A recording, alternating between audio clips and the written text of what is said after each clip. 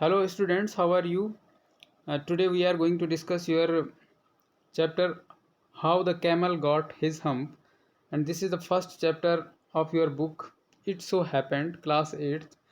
ठीक है, तो चलो कहानी को देखते हैं। कहानी में क्या है इसमें देखिए, जैसे कि आप टाइटल देख पा रहे हैं कहानी का, हाउ कैसे द कैमल, जो कैमल होता है ऊंट होता है, गॉट हिज हम्प, उसका जो कुबड़ होता है उसको उसने कैसे प्राप्त किया। क्या उसका पहले कुबड़ नहीं होता था, क्या उसको बाद में ही कुबड़ मिला है। तो इस सब चीज़ के बारे में ये कहानी है और डेजर्ट के से संबंधित कहानी है। ये तब की कहानी है जब ह्यूमन बींग्स ने, मनुष्य ने जानवरों को अपने पालतू जानवर के रूप में बनाना शुरू किया था। ठीक है तो चलो ज़रा कहानी को थोड़ा समझ लेते हैं। इस कहानी में दो तीन जानवर आपको दिखाई देंगे। चार जानवर हैं मेन रूप से। एक ऊँट है, ठीक है, जो कि बहुत लेज़ी है। देखो यहाँ पे इसका कोई हम्प नहीं है, कुबड़ नहीं है, जैसे कि आप देख रहे होंगे। तो इसका मतलब ये दिखाने की कोशिश की गई है कि पहले इसका कुबड़ नहीं होता था। और जो जानवर है उसमें है एक कुत्ता है, एक बैल है और एक हॉर्स है और एक मनुष्य है, जो कि प्राचीन काल की बात है जब मनुष्य ने पहली बार जानवरों को अपना पालतू पेट एनिमल के रूप में बनाना शुरू किया था। तो ये तीनों जानवर ईमानदारी से काम करते थे और ये जो ऊँट था ये बहुत लेजी था, काम नहीं करता था। इसकी शिकायत तीनों जानवरों ने मनुष्य से की, तो मनुष्य ने इनको ये एक्स्ट्रा काम दे दिया करने के लिए ऊँट के बदले का। इससे इन पे तीनों पे गुस्सा आ जाता है और ये तीनों जो है मनुष्य जब इनकी बात नहीं समझता है तो इसकी शिकायत लेके पंचायत बुलाते हैं। और पंचायत में इसकी शिकायत किससे करते हैं? जिन। ये एक स्पिरिट है, ये एक आत्मा की तरह है जो कोई भी रूप धारण कर सकती है। ठीक है, इसके अंदर जादुई ताकत है और ये किसी को कुछ भी कर सकता है। तो इससे जब शिकायत की जाती है तो जिन जिन से हॉर्स शिकायत करता है, ये तीनों शिकायत करते हैं, तो जिन जो है वापस इसके पास जाता है। ठीक है, ये आप देख रहे होंगे कैमल। तो जब जिन उसके पास पहुंचता है तो कैमल उस समय तालाब में पानी पी रहा होता है। He was drinking water from a water pool and he was watching himself the reflection of its on. अपना रिफ्लेक्शन वो ये देख रहा था। तो उसी समय जिन ने इसको बोला कि भाई ऐसा क्यों कर रहे हो, पिछले कुछ दिन से काम नहीं कर रहे हो। ये है जो जो भी शिकायत उसने उससे करी। तो ये जो ऊँट था ये अक्सर हम्प कह देता था किसी भी चीज़ के जवाब में। और हम्प का मतलब होता है कि आप घृणा प्रकट कर रहे हो। ठीक है, ये एक इंटरजेक्शन है, घृणा प्रकट कर रहे हो। You are expressing your disdain. ठीक है, यू आप अपनी जो घृणा है उसको प्रकट कर रहे हो। तो वैसे ये ऊँट कर दिया करता था। इसने इसको देख के, जिन को देख के भी ऐसे किया। तो जिन पे थोड़ा सा गुस्सा आ गया तो जिन ने उसको एक श्राप दिया कि आपका जो बैक है इसके पीछे धीरे धीरे जो ये इसका कुबड़ है इससे मोटा होने लग गया। तो इसको देख के जो है ऊँट सरप्राइज़ हो गया। तो उसके बाद जिन ने उसको कहा कि तुम्हें अपना काम करना होगा। ऊँट ने कहा कि भाई मैं कैसे करूँगा, मेरे पीछे इतना बड़ा कुबड़ हो गया है। उसने कहा कि ये इसलिए दिया गया है तुम्हें ताकि तुम्हारा जो शेष काम है पिछले 3 दिन का वो बिना खाए पिए तुम कर सको। ठीक है, तो इस प्रकार से ऊँट वाली कहानी है। चलो देखते हैं कहानी को, स्टोरी को पढ़ते हैं, तब आपको ज़्यादा अच्छी तरीके से समझ में आएगी। ये आप देख पा रहे होंगे, ये देखो ये जो है डस्ट के चारों ओर से निकल रहा है। कहानी में भी आगे देखने को मिलेगा इस प्रकार से। तो स्टूडेंट्स यहाँ से पढ़ना शुरू करते हैं। In the beginning of years, जब वर्षों की शुरुआत हुई थी, जब ह्यूमन बींग्स ने जानवरों को अपना पालतू पेट एनिमल के रूप में बनाना शुरू किया था। When the world was so new and all, जब दुनिया बहुत नई नई थी। And the animals were just beginning to work for man, और जो जानवर थे उन्होंने बिल्कुल शुरू किया था आदमी के लिए काम करना। देयर वॉज अ कैमल, एक कैमल हुआ करता था उस समय। And he lived in the middle of a howling desert. Howling का मतलब है एक बहुत ही ज़्यादा भयावह या वंडरफुल, यहाँ पे देख रहे होंगे हॉलिंग का मतलब लिखा हुआ है वंडरस, ट्रिमेंडस, भयंकर जो डेजर्ट था वहाँ रहता था। बिकॉज क्यों रहता था वो वहाँ पे? क्योंकि he did not want to work. ये ऊँट वहाँ पे इसलिए रहता था क्योंकि वो कोई काम नहीं करना चाहता था। ही एट स्टिक्स, वो स्टिक्स खाता था, छोटी छोटी टहनियों को खाता था, थॉर्न, कांटों को खाता था, एंड प्रिकल्स, जो चुभने वाले कांटे होते हैं उनको खाया करता था। And when anybody spoke to him, जब कोई भी उनसे कुछ, जो ऊँट था उससे कुछ बोलता था, तो ही सेड, वो अक्सर कहता था हम्प, जो मैंने आपको पहले बता दिया है, घृणा प्रकट करता था। जस्ट हम्प, केवल हम्प बोलता था, एंड नो मोर, और कुछ नहीं बोलता था। चलो नेक्स्ट देखते हैं आगे क्या हो रहा है। प्रेजेंटली, तभी क्या होता है, सून प्रेजेंटली का मतलब होता है सून, शॉर्टली, शीघ्र ही।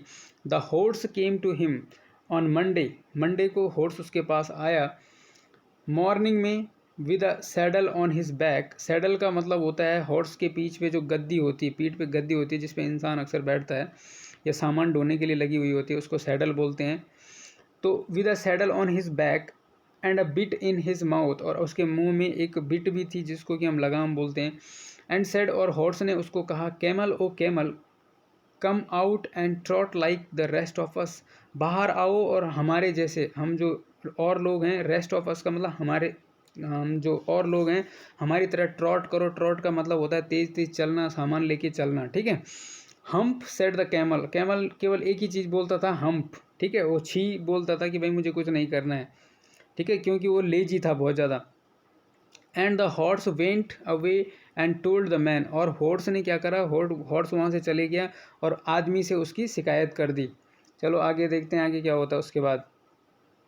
Presently the dog came to him, शीघ्र ही जो है डॉग उसके पास आया। पहले हॉर्स आया, ठीक है, हॉर्स की बात उसने नहीं सुनी, फिर डॉग आया। डॉग आया तो डॉग ने कहा with a stick in his mouth, dog के मुंह में क्या थी, एक स्टिक थी, लकड़ी, वो ला रहा था, आदमी ने उसको काम दे रखा था। डॉग ने उसको कहा, said camel O camel come and fetch and carry like the rest of us, आओ और हमारी तरह, फेच का मतलब होता है कुछ सामान लेके आना, कैरी मतलब लेके जाना, तो कुछ सामान लेके आओ, जाओ हमारी तरह, जैसे कि हम काम कर रहे हैं वैसे तुम भी करो। Hump said the camel, camel ने उसको भी हम्प ही बोल दिया, कुछ काम नहीं करना चाह रहा था, उसने कहा कि तुम कर लो, मुझे कुछ नहीं करना। And the dog went away, dog वापस चले गया। एंड टोल्ड द मैन, इसने फिर आदमी से शिकायत करी, जो आदमी इन चारों जानवरों से काम कराता था उससे शिकायत करी। Presently the ox came to him, और शीघ्र ही जो है उसके बाद ऑक्स आ गया, बैल आ गया उसके पास, किसके पास, कैमल के पास।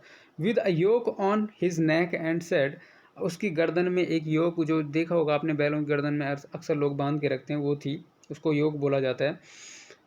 उसने, बैल ने क्या कहा, सेड, उस बैल ने कहा, सेड का मतलब होता है कहा, फीज का मतलब ब्रिंग यहाँ पे दिया हुआ है। Camel O camel come and plough like the rest of us, camel भाई आजा और तू भी, प्लो का मतलब होता है खेत जोतना, लाइक द रेस्ट ऑफ अस, हम जो शेष लोग हैं हमारी तरह ही तुम भी जो है कुछ काम कर लो, खेत जोत लो या कुछ तो करो।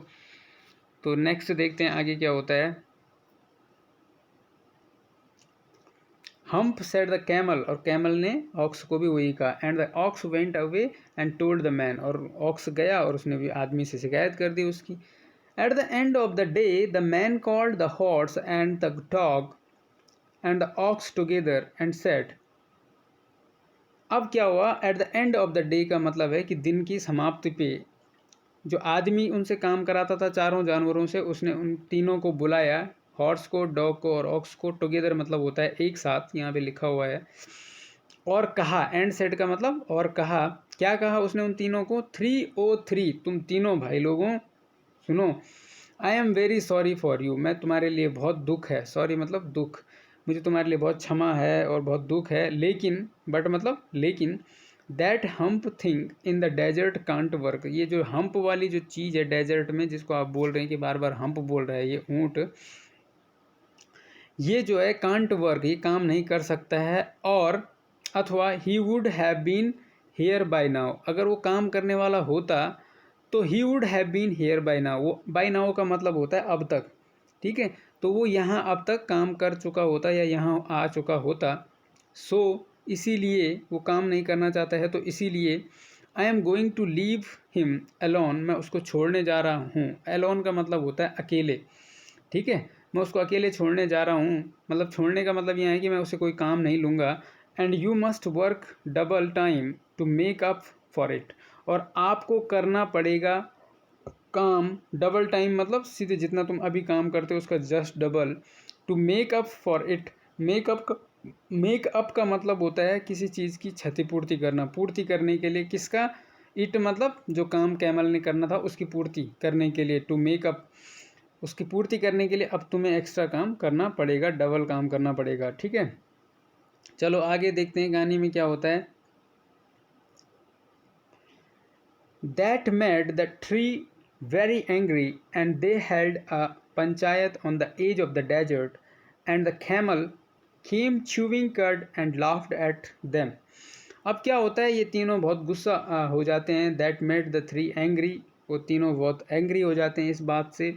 And they held a panchayat. वो एक पंचायत बुलाते हैं, मीटिंग बुलाते हैं. On the edge of the desert. Desert में कहीं किनारे पे. And the camel came chewing cud. और कैमल क्या करता है, वहाँ पे आता है. च्यूइंग कड का मतलब होता है जुगाली करना, ठीक है, जुगाली करते हुए. And laughed at them. और उन पे हंसा वो. और देन ही सेड हम्प. और फिर उसने उनको हम्प का, उनको बोला कि छी बेकार है. And went away again. और वहाँ से चला गया. Presently there came along the jinn. अब शीघ्र ही, प्रेजेंटली मतलब very soon, there came along थोड़ी देर बाद आ गया. जिन को कि मैंने जो तुम्हें दिखाया था, स्पिरिट है, एक आत्मा की तरह है जो जिन, ठीक है. In charge of the all deserts. सारे डेजर्टों का मालिक है वो, स्वामी है, ठीक है. He was the master of all the deserts. Rolling in a cloud of dust. अब वो तुमने देखा होगा फोटो में, उसके चारों तरफ से डस्ट ऐसे उसमें से निकल रहा है. मतलब वो आत्मा की तरह है, वो कहीं पे भी प्रकट हो सकता है. तो उसी तरह से उसको दिखाया गया है. अब जब जिन आता है वहाँ पे, तो jinn of all desert said the horse. अब जो हॉर्स है उसको बोलता है सेट द हॉर्स, मतलब हॉर्स ने कहा. क्या कहा? जिन ऑफ ऑल डेजर्ट्स, सारे डेजर्ट के jinn. Is it right for any one to be idle. ये क्या किसी के लिए भी आइडल मतलब व्यर्थ होना या कुछ काम नहीं करना सही है? Certainly not said the djinn. जिन ने कहा, सेड द जिन मतलब जिन ने कहा. सर्टेनली नॉट, बिल्कुल नहीं, निश्चित रूप से ये बहुत गलत बात है अगर ऐसा है तो. वेल, ठीक है. Said the horse. हॉर्स ने कहा कि ठीक है, अगर ऐसी बात अगर गलत है तो मैं तुम्हें कुछ बता रहा हूँ. There is a thing in the middle of your howling desert. तुम्हारे जो ये खतरनाक डेजर्ट है, इसके मध्य में एक चीज़ है, थिंग है. थिंग उसने किसके लिए बोला है? कैमल के लिए बोला है. किसने बोला है? हॉर्स ने बोला है. विद अ लॉन्ग नेक, जिसकी कि क्या है, एक बहुत लंबी नेक है, गर्दन है. एंड लॉन्ग लेग्स, और उसकी टांगें भी बहुत लंबी है. And he hasn't done a stroke of work since the Monday morning he won't trot. और उसने मंडे मॉर्निंग से जो है, स्ट्रोक ऑफ वर्क का मतलब है कि बिल्कुल भी काम नहीं किया है. स्ट्रोक ऑफ वर्क मतलब कुछ भी काम नहीं किया है मंडे की मॉर्निंग से. और वो जो है ही वॉन्ट ट्रोट, और वो बिल्कुल हमारे साथ जाना नहीं चाहता है, ठीक है. विल नॉट का कॉन्ट्रैक्शन है, शॉर्ट यूज़ किया गया है.